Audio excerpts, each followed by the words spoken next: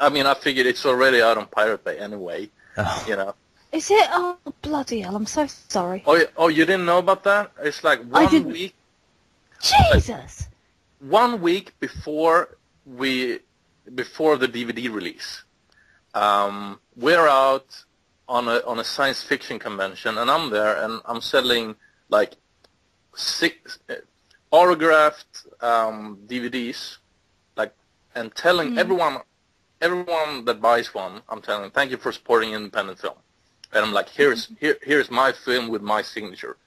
We sell 100 of them, like a week before the release, like together. Yeah, some asshole, who is with one of these groups, Digico, I think they're called.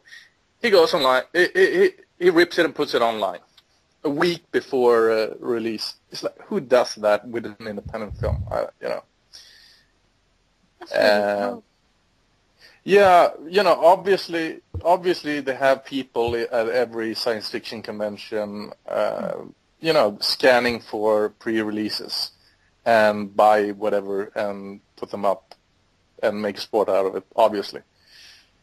But it's just, Are there screeners for critics out over there? 'Cause I think statistically, actually, a lot of pirate copies can actually be traced back to film critics and bloggers. Yeah, definitely not us, though. That's true. And I sent out so many screeners for so many festivals. Like, I applied for 35 festivals and sent out so many screeners and just handed them out. Even work prints I handed out to like everyone, and nothing, none of them were copied. The one that came out on Pirate Bay, that was the actual DVD release. I know because I changed everything around for the DVD release, and I looked at it, and it is one of the official releases. So it's just like, and then afterwards, probably there are like screeners and stuff like that has been copied afterwards, like a couple of months afterwards, probably. But the one that came out before, that was the actual official release. Yeah, not good.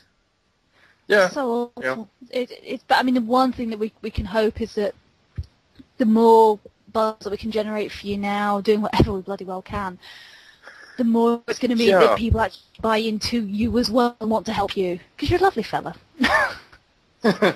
Well, thank you. But it's like, you know what? I don't even think that piracy is the problem, but I don't think it's the actual problem. I think it's like the tip of the iceberg, like the symptom of the real problem. The real problem is, supply and demand, and films, DVDs, and films, they have no value anymore because the market is saturated. Yes.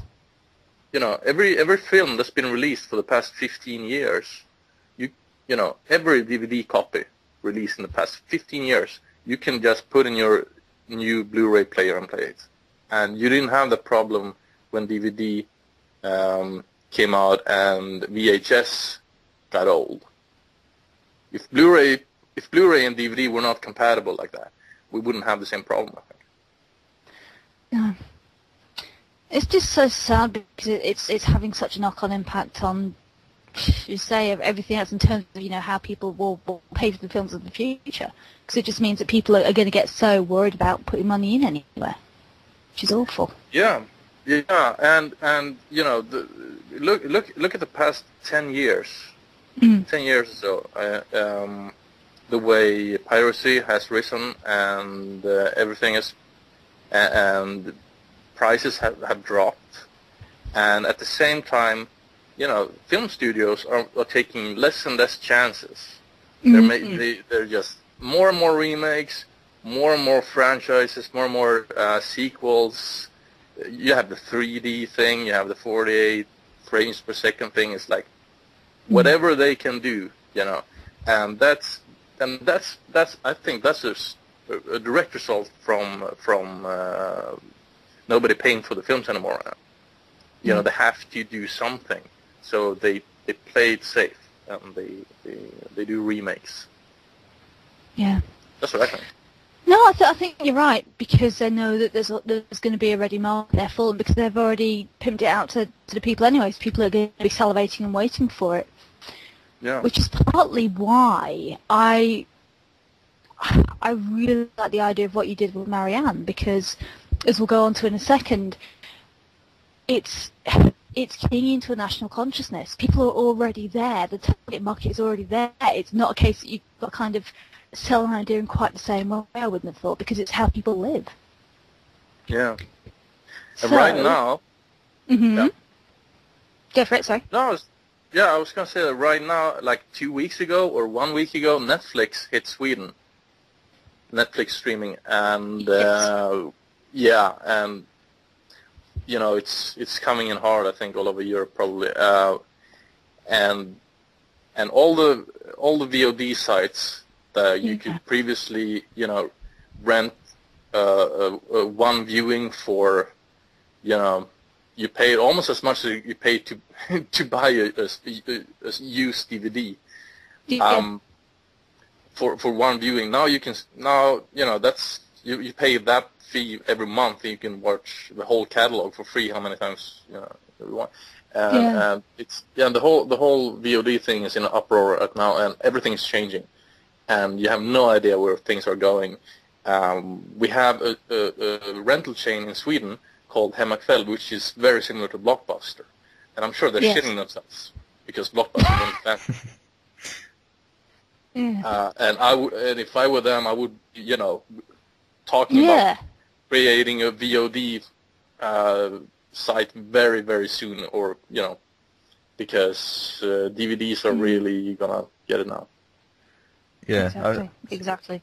I was speaking to Tim Sullivan, who I don't know if you heard or not, who did 2001 Maniacs a few years ago, and you know, he was saying the same thing. I mean, you know, you can rent like 10 films for you know, virtually nothing on Netflix, and then you think, well, actually, you know, how much money are the distributors getting off the back of that, and then, you know, conversely, how much are the filmmakers, you know, going to be able to actually make, you know, to survive as independent filmmakers off the back of things like VOD, where they're, you know, the films are so independent cheap. filmmakers are not making any money at all. Yeah. If it's an independent film, they're not making any money.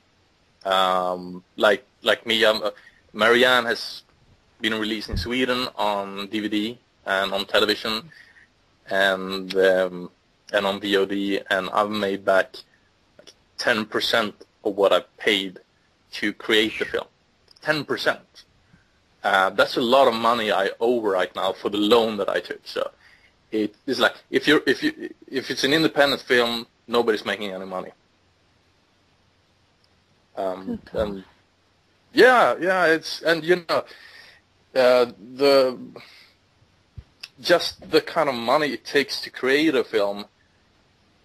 There's a really interesting discussion going on, and that's been going on for a long time, on a cinematography forum called DVX User, DVXuser.com, and there's a very long thread there about, can you create a great film for $10,000? And there are a lot of, you know, talk. You know, a lot of people are saying you can, a lot of people are saying you can't, and a lot of people are saying, well, what is a great film anyway? And the idea is that can you make something for $10,000, a feature film, and make it actually, you know, worthwhile, you know, worth watching? And that's how desperate people are, you know, $10,000 to make, you know. To make a film, I mean, it takes a year, 2 years, you know, of your life, full-time work to make a film. You know, time that you could spend, you know, having a job, you know, or spend with your girlfriend or family or whatever. So, if it's an independent film, no, you're not making any money. No. Sorry, I don't know. Go for it. I mean, what's the plan on making back that money? Is it literally selling in different territories, or? Yeah. I think you have to. I hope that I will get Marianne out on Netflix and iTunes. Yeah. That might be able to save my ass right now. That's what I'm hoping, and you know, the problem is when you make a film, an independent film, and it's like Marianne. Marianne is it's kind of a weird thing because it's foreign language. It's not English. It's not straight genre. It's like a drama genre. They're calling it elevated genre now. That's the term for it. I don't know. And it's, you know, the bad economy with the piracy and everything. So it's hard to find a distributor who is willing to take a risk and spend money, you know, promoting the film and releasing it and paying for all that. It costs as much money to release a film as it does to actually make it. You know, it costs a lot of money. And it's hard to find a distributor who wants to go in and spend that kind of money on something like that in this economy. So the next, you know, logic step is, well, you go to one of the VOD sites like Mubi or you know, iTunes or whatever, and you sell it. But the problem is, and I've been contacted, like I was contacted a year ago by Mubi, who wanted to have Marianne and show it, and let me have money for it. But the problem is, if I sell it on VOD outside of Sweden, and not to like a distributor, but if I go to like a VOD site, no distributor would want to buy it. No TV channel would want to buy it. No real distributor that would put real money in it and make something out of it would want to invest in it because they would want exclusive VOD premiere. So as an independent filmmaker, you can't take that chance. No. So that's why Marianne still hasn't been released outside Sweden. Otherwise, I would have sold it a long time ago. What are your thoughts on self-distribution? Because I'm seeing more and more independent filmmakers now just, you know, pretty much refusing contracts. Yeah, you know, I don't know. It's one thing. Making a film in 2012, making a feature film is easy, you know, compared to what it was. That's not the problem making a film. The problem is selling a film, and ultimately, I think that if you can't sell your film to a distributor, you might be able to release it so that it's available to people, but will people see it? Will people enjoy it? Will people like it? You know, will they pay to see it? That's the issue. It's like with, you know, Kickstarter. There are, you know, some films make it. For most projects, I think that crowdfunding is a great platform for you know, getting publicity, but as you know, financing, I don't know, and self-distribution, I don't know. It's just people don't, you know, watch self-distributed movies in the way that they go to the cinema and see film. We're not there yet with the audience. I think it's going to take a couple of years. Yeah. Yeah. There's very much perception. It's funny because there's like this perception, isn't there? The same as you have, say, within academia, whereby sure you can go out and any kind of, you know, book or whatever, you can go out and you can get self-published. But if you haven't got a distributor behind you, it's assumed it's going to be a vanity project that isn't going to be very much quality, really, as opposed to something that you just decided you didn't want to try and go with somebody who is probably not going to give you the best deal possible for you. Well, yeah, and also it's the other thing, you know, it's becoming established. Like, well, the rules for this work differently in every country, but let's say in Sweden, we don't have film studios in Sweden the way they do in America. We have production companies. We have a handful of established production companies, meaning they have received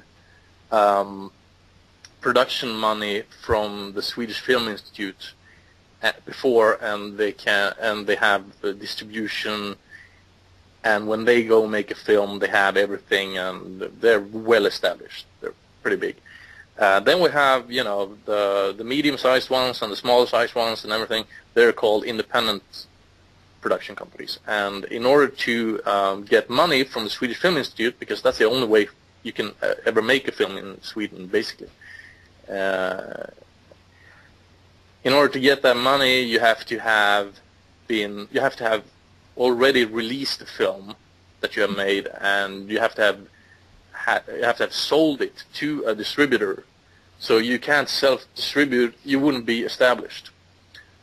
And you want to fight your way out of this independency, swamp, so to speak, so you can become one of the real players and actually get money to work. Because it's not about getting rich. It's about making more than a person working at McDonald's, at least. I mean, yes. You have to survive. You have to pay the rent. You have to pay for food. You can't live off your girlfriend forever. That's exactly. well, that's the way it is. It's a hard business. It's a very difficult business to get into. It is, and it's sad in a lot of ways that because these films are so culturally important and they're so much about the way people live and think, it's so sad that there isn't a specific, money that can be plowed into that, because otherwise people will start to forget. And if you forget where you've been, you can't possibly go forwards. Yeah. And there are a lot of, I think there are. I was at this industry thing a couple of weeks ago or a couple of months ago in Sweden, where all the distributors basically show the highlights of their upcoming lineups, and it's a network for industry people. And I was talking, and there are some press there and film critics, and I was talking at one of the networking tables with this guy who said he said it was like a writer, like a journalist from some paper, I don't remember which one, and he was telling me that he didn't know what the biggest, the rental chain that I mentioned earlier, Hemmakväll, the big one, the biggest one in Sweden. And they're on every block. They're exactly like Blockbuster. He didn't know. Yes. He didn't know them. He didn't know what they were. He said he watched all his movies downloaded on Pirate Bay. Whew. And I was like, I kind of found myself in this position where I was trying to tell this person, what the problem with that is, and he was defending piracy and everything, and he was like really, really into that. And I was trying to explain to him, and I discovered that the problem is, I think, that there are so much misinformation about how the film industry works. Yes. And how films are made, and there's this idea of film companies, I think, that are like monsters trying to eat your money for, it's like I said, there's so much misinformation. People don't know what it's like. I wish I could make a documentary about it and show people, but I don't know. It's really hard work for no money at all, and it's like that for everyone I know in the business that work independently.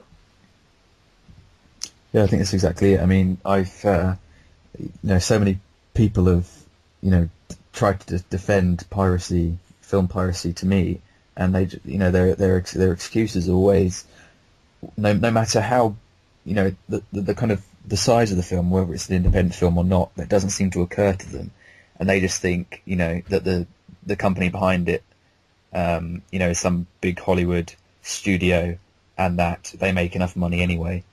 That seems to be their only right, exactly. That's what I mean, because there's this idea of what a film company is.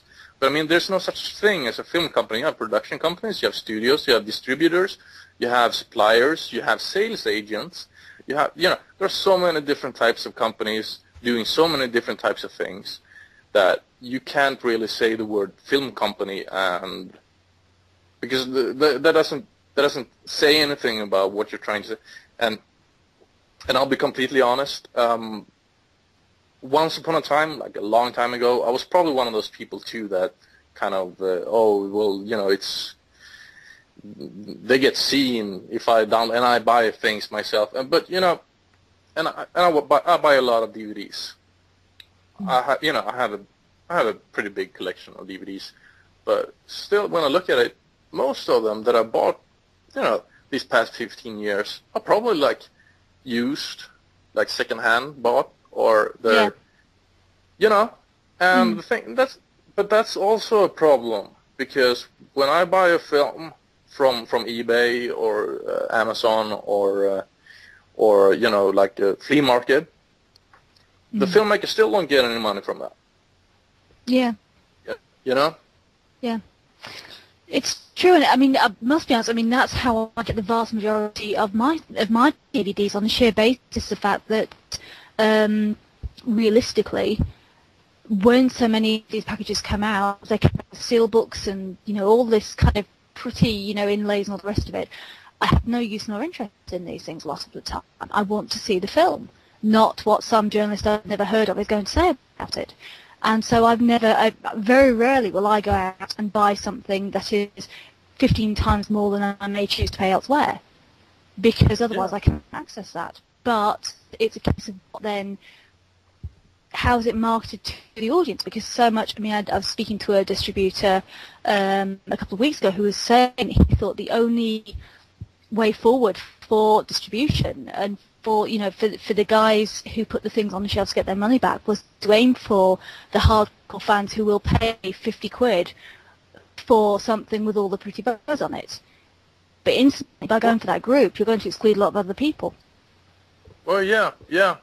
And it's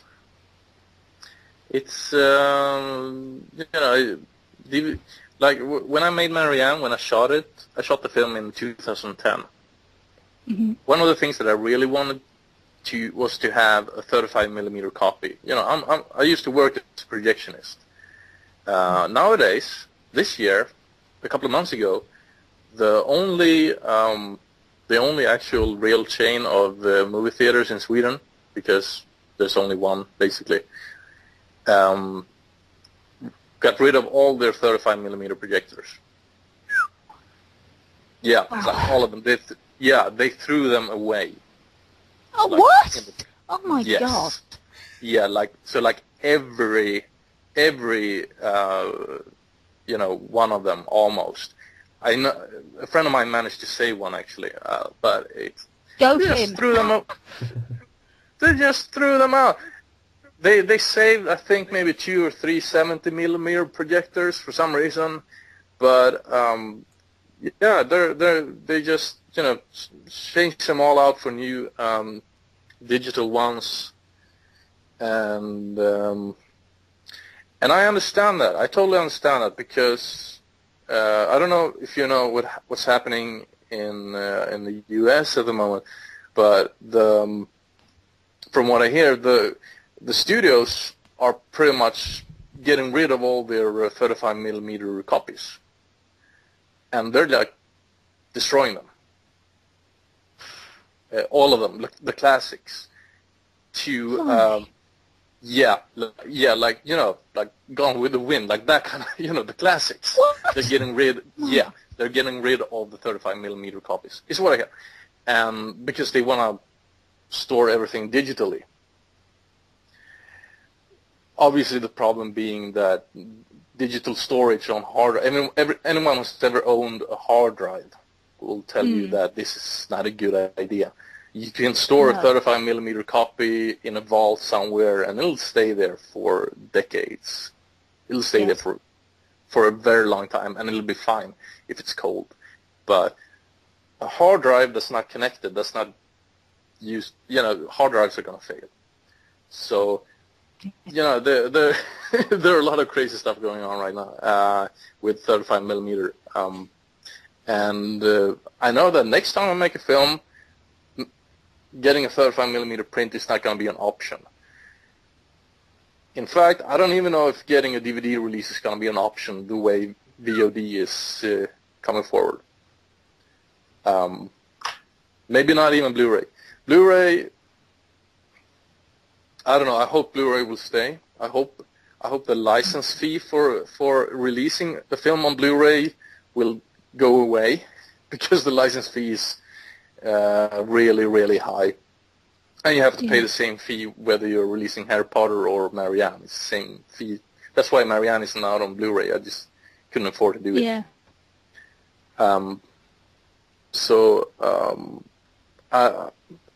Personally, I prefer watching films on Blu-ray. That's right now. If I can't see a film on 35 or 16mm Blu-ray, that's it. That's what I'm watching. How has Blu-ray as a format? How's that taken off in Sweden? Because over here in the UK, it's actually recently sales have actually increased, which is quite surprising. But it hasn't. Yeah. It certainly hasn't taken off too well. I think it's taking off. I know that prices are being dumped, and you can buy a used Blu-ray disc for like 50 Swedish crowns, which is maybe around £5, something, €5, or something like that. Yeah, you can buy a used Blu-ray. Sometimes it's a little bit higher, like 6, 8. You can find really cheap Blu-rays. I bought the RoboCop trilogy, like the first 3 films, not the miniseries, but like the first 3 films, on Blu-ray in one box for €11. Blimey, that's good. Yeah. Because I mean, over here it's still so specialist. Yeah. Yeah, and that's. So I know that prices are being dumped, and there are a lot of things being released on Blu-ray, and I think it's taking over DVD. I hope it's taking over DVD. But I don't know. I know the players are really cheap now. I'm hoping that it'll be easy to get like a region-free Blu-ray player that's really good fairly soon. I hope that's going to stay out and be an option, even though streaming is really, really taking off. Yeah, the sad thing about streaming is that you don't have that. You don't have the community thing of going to the cinema. I must admit, it's one thing. Like recently, I did an event where we had a cinema showing where both of the films were on YouTube. They're kind of out of their legal whatnot and everything, and they're kind of legally available. And but it struck me as being so sad that, particularly something like horror, where it's so much about a kind of group thing, a communal thing, that people are just sitting there watching it at home in their underwear, as opposed to going to the cinema and scaring the living daylights out of each other. Well, there are good and bad things about that. In the UK, going to the cinema is still a pretty good thing. In Sweden, it's not really. I'm sorry to say. Well, like I said, we have one theater chain in Sweden. It's called SF, and I don't want to dump on them too much because I used to work there. So they're my former employees. So obviously I'm not gonna like them. I quit. I can tell you some stories about that. But going to the movies in theater basically is kind of like going into the Death Star and taking an elevator ride. And that's what it is. You go into a very dark room. It's like everything is black, like floor, the walls, everything is black, and it's like you almost have that red lighting that you have in the Death Star in the first Star Wars movie. and then you come into a black theater room. All of them look exactly the same all over Sweden. It's like a movie version of McDonald's, and they're actually I'm not kidding. They're actually when this company is looking at business models, they're looking at McDonald's as a business model for a movie theater, and you can see it the way the counters look when you're buying popcorn, and the well, they're hardly even paying the people who work there. The salaries are ridiculous, and the working conditions are ridiculous. But it's like you go in, you don't look at anyone, you watch the screen, and it's not even film anymore; it's video, right? It's like I can watch digital 2K at home on my Blu-ray, and then you go out and you don't talk to anyone. It's not a theater experience because this company is not interested in creating a theater experience. They're interested in selling popcorn, and it's the complete total opposite of going to the Alamo Drafthouse in Austin or outside Austin. You've probably been there, right? No, unfortunately not. No? Oh, well, then you should go. And it's like all of your listeners should go to Austin and check out the Alamo Drafthouse because that is what a theater experience is, or should be. Yeah. Exactly, where you go into this space where there's this communal enjoyment, and you're comfy, you're comfortable. It's nice surroundings, and you feel as though you feel as though you can react, you can talk to somebody, as opposed to thinking, right, I've got to sit down, keep my eyes straight ahead, I mustn't do anything, I've got to go back out, and not good. That's not the way it's meant to be. Yeah, it's like you go there on Tuesday night, and you go to Terror Tuesday and you pay $1 and you watch an old horror movie, and you buy a beer or some and some food, and you talk to the people around you, not during the film, but like when you come, when you sit down and when you watch the film, it's completely quiet, nobody's texting, nobody's talking on their phone, and if they do, they get kicked out. Good. That's it's like YouTube. Go to YouTube and search for Magnited States of America, and it's crazy. You're gonna see the kind of thing they show before the film to get people to not talk or text. Magnited States. Take that out. Magnited, is that MAG? Yeah. Right, we'll have to put a link for that on somewhere because I'm interested in seeing that. Yes. I think the thing is, it's a vicious cycle, really, because you wonder why cinema attendance is down, yet you have these theatres which are playing, they're just essentially streaming, Blu-rays, projecting Blu-rays, and then you think, well, what's actually the point of forking out the money to go to the cinema when you could just stay at home and watch, a Blu-ray on your 50-inch TV? Yeah, but like I said, I used to work in one of these places, and I used to sell tickets too. Not only as a projectionist, but I used to sell tickets, and I used to meet the people who go to the movies. And I'm not talking about the film geeks or the cinema lovers. I'm talking about like the regular Joes who go to the movies and ask, what's that poster over there? And you tell them, oh, it's Date Movie, and they say, oh, what's that? It's like Epic Movie, and they say, oh, I love that Epic Movie. I'll have 4 tickets. Yeah. Those kind of people, Yes. And they're the majority here. They're the vast numbers of people who go to the movies. It's like those are the people who make this business go round. I'm sad to say, but that's true. And they're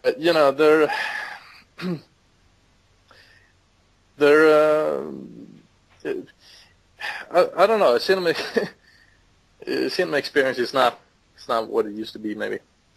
I think perhaps it's become just so commercialized now. I mean, we live in a commercialized societies in a sense. But I think the artistic merit of cinema has decreased, where it's become more commercialized, if that makes sense. Well, it has to, You know, because the current state of the film industry is desperation. Yeah. Because of I think that, you know, piracy obviously has to play a big part in that. And the whole thing, you know, piracy, stealing, it's not. We all know that it's not stealing per se, but imagine if you live in a town and you start up a bus company and you wanna and you buy all the buses and you hire the people to drive them and to, you know, make the business go around, and then someone comes up with a great idea that, hey, I can make copies of these tickets, these bus tickets, and I can sell them to people or hand them out for free. I can hand them out for free and people can have them and they don't have to pay for the bus ticket. And people are going to get that. But the more people who filled the bus seats with, you know, fake tickets, the fewer people are going to buy actual real tickets, the bigger problem you're going to have, you know, creating a good environment for your business to thrive in.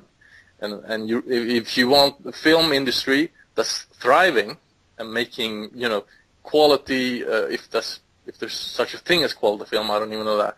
But if you want to, you're talking about artistic, you know, the artistic side of making film. Then you need a business that is actually not only getting by but actually thriving, and you need a lot of people paying to see these movies in order to have the artistic, you know, license. And we're not having that today. Yeah. Yeah. That's what I think. Yeah, I think you're right. And also, yeah. I mean, also when we talk about things being artistic, they require you to bring to it yourself a level of understanding in order to be able to appreciate that artistry.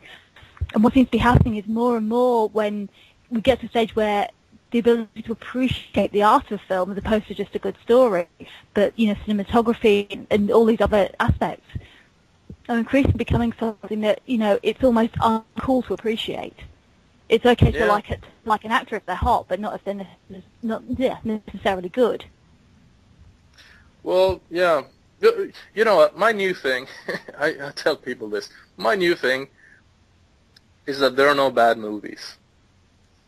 And I think that, you know, good or bad, or whether you like a movie or you don't like a movie, that's like, well, it's you know, it's a matter of taste. And you can discuss taste, you know, until the cows come home. But there are so many more interesting things to talk about in a film, you know, if it's Prometheus or if it's, I don't know, epic movie. But or Marianne, you know, there are so many more interesting things that you could discuss in a film besides did you like it, because and that's always the first question that comes out of anyone's mouth when you say you've seen a film, you know. Yes. I just went to see the new James Bond movie. Oh yeah, was it good? That's the first question you always get. Yes. And it's like, that conversation can only go for so long. But I think there are more interesting things to talk about.